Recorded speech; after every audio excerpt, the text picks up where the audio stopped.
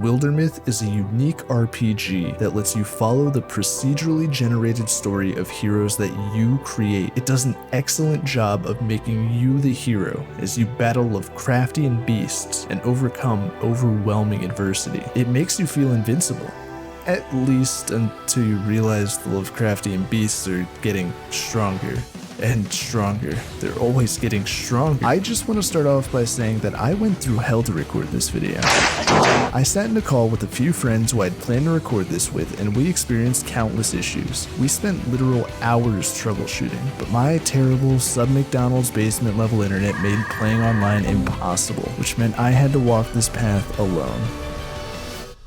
Our journey began with just 3 heroes, as most epic tales do. The warrior, Sable Wolf, the hunter, Messy Cat, and of course, the mystic, me. Honestly, to start out, things were looking great. We recruited a new warrior early on, I got a fancy guitar, and we were just absolutely cruising through whatever the game could throw at us.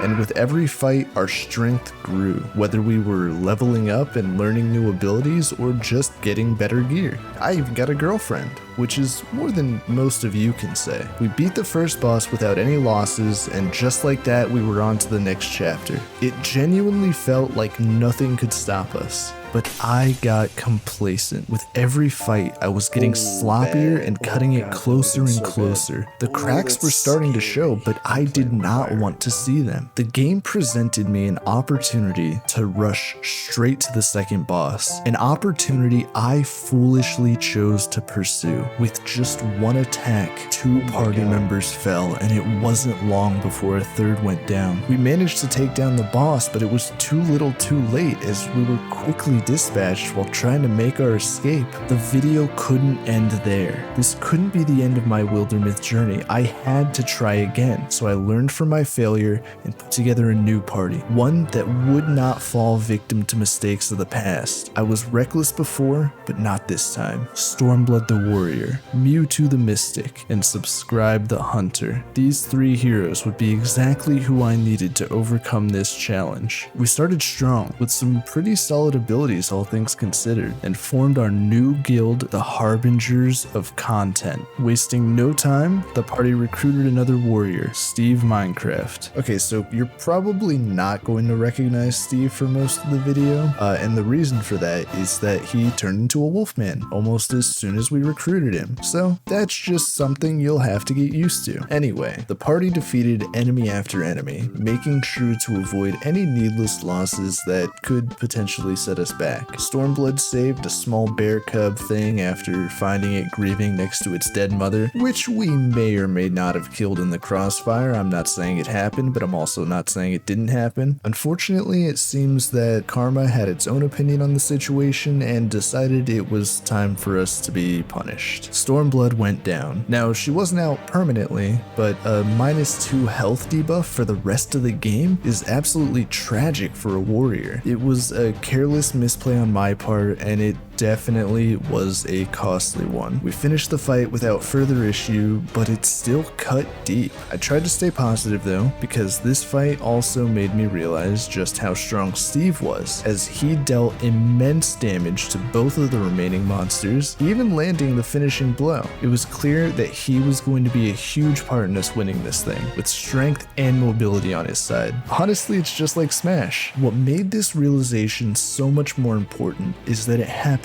right before the first boss, so we let Stormblood regain what strength she could and headed into battle. This would be the toughest battle up to this point, a true test of wit, cunning, strategy, and it wasn't close. We strolled in like we owned the place, bullied the boss's minions, took their lunch money, and stuffed the boss into a locker. I'm not convinced they even tried. The AI just gave up and left. This was obviously a huge boost after such a terrifying loss. It proved to me that the party wasn't going to be dead in the water now that Stormblood is significantly less capable as a tank. Now, if you're not familiar with Wildermyth and you found this video somehow, after each chapter there's a time skip, usually around 10-ish years. The better you do, the more years of peace your party gets to just chill and do whatever. During this time, Stormblood's baby bear thing grows into a big bear thing, and she decides to release it back into the wild. Steve's weird wolf situation spreads from his head to his leg, big, and we upgrade everybody's gear. But like all good things, it ends abruptly due to a bald person who thinks too much. Unlike last time though, I actually thought before I acted, making sure to actually upgrade the party and their gear instead of rushing straight into a boss fight. Now, was I maybe a bit too hesitant to fight the boss? Yeah, maybe. We'll get to that, okay? One of the first things we did was recruit a new hunter, the Joker. I figured we needed his out-of-the-box thinking for this one. Soon after that, Mewtwo befriended some parasites that were living in their gut. Does Mewtwo have a gut? Anyway, they killed their own immune system in the process. Unfortunately, things were bound to take a turn, and take a turn they did, as we moved to break up a bandit operation. It started off well enough, with Steve getting a relatively early kill, which was immediately followed up by the Joker getting hit with a one-shot crit. No, dude.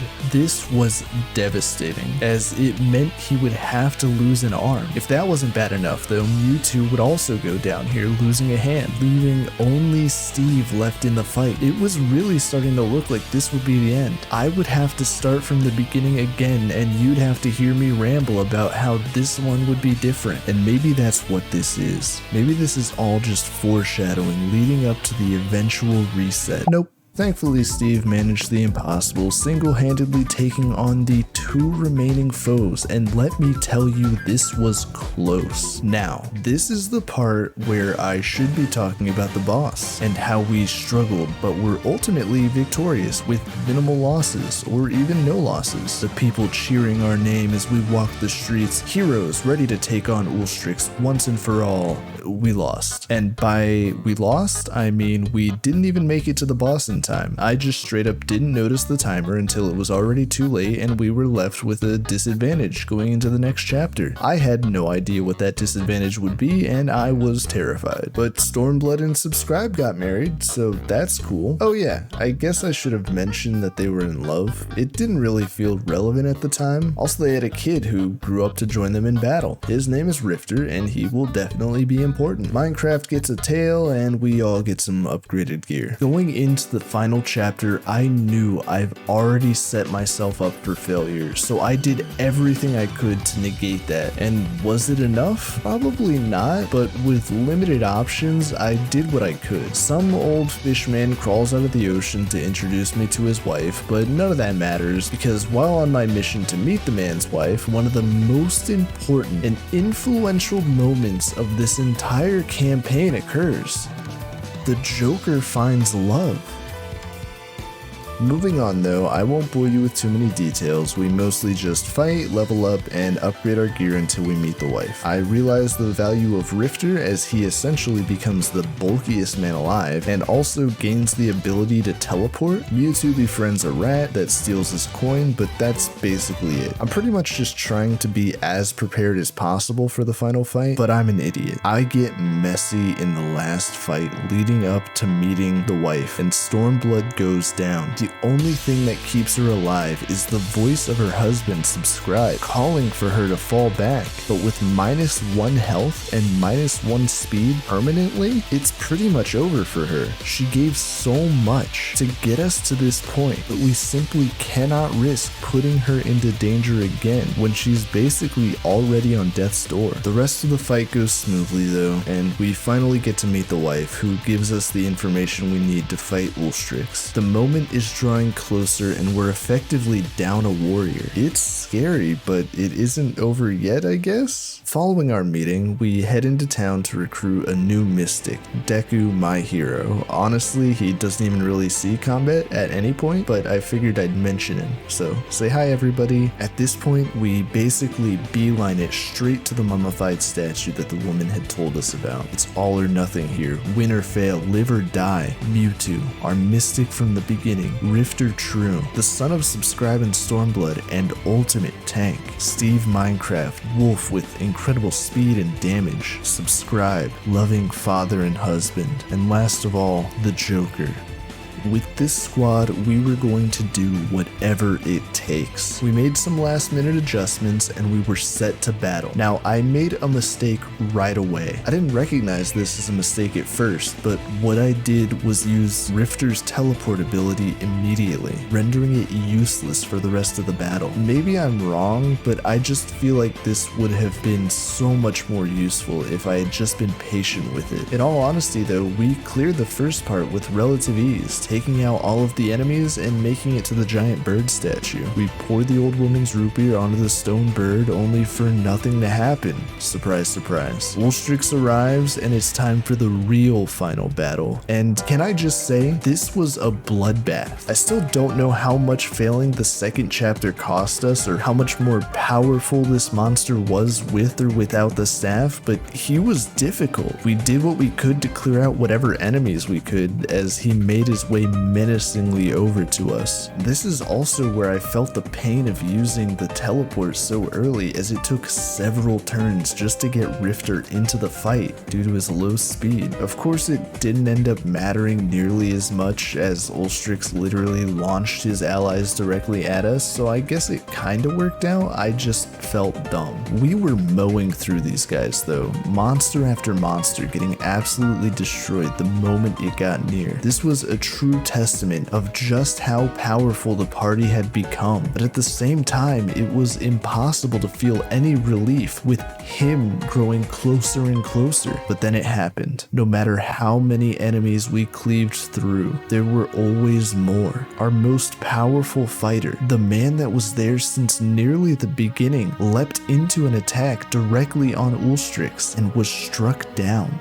This wasn't even something I'd considered. In what world do we win this fight without Steve? This is someone who could have probably soloed half the fights we'd been through up until this point, and he was taken out by a single blow. The first attack Ulstryx landed this entire fight, and it was by far the most catastrophic. The icing on the cake is that in Steve's last moments, when he lashed out against his killer, he didn't even manage to hit Ulstryx. He hit everybody but Ulstryx. Rifter fell not long after, holding his ground against waves and waves of foes until his last breath. Subscribe watched as his son died right in front of him, dealing an incredible blow to Ulstryx as he died. As fucked up as it is, this was the most tangible victory had felt since the beginning. Ulstryx had taken a lot of damage, and while the odds were likely still against us, we still had something. Unfortunately, it didn't end there though. Joker died next, all due to one of the stupidest misplays I've had yet. Subscribe went invisible, and I, assuming that I was still controlling him, decided to attack, not knowing that I was attacking as Joker. This was immediately followed up by another misplay, leading to his death being essentially meaningless, as he only manages to take out a single already weak enemy. With Joker dead and Subscribe nowhere to be seen, there was only one target left for Ulstryx to go after. In his eyes, I'm sure he had already won, and he may as well have, but as he made his final attack, the one that would kill Mewtwo once and for all, something happened. Mewtwo fought back, swinging and clawing with every ounce of power they had left before they died, taking Ulstryx down with them. It was over. Only one man was left standing among the carnage, a man who watched his friends as well as his own son die. The only person who was there from the very beginning and was able to fight until the very end. I guess there isn't much now to say, but subscribe.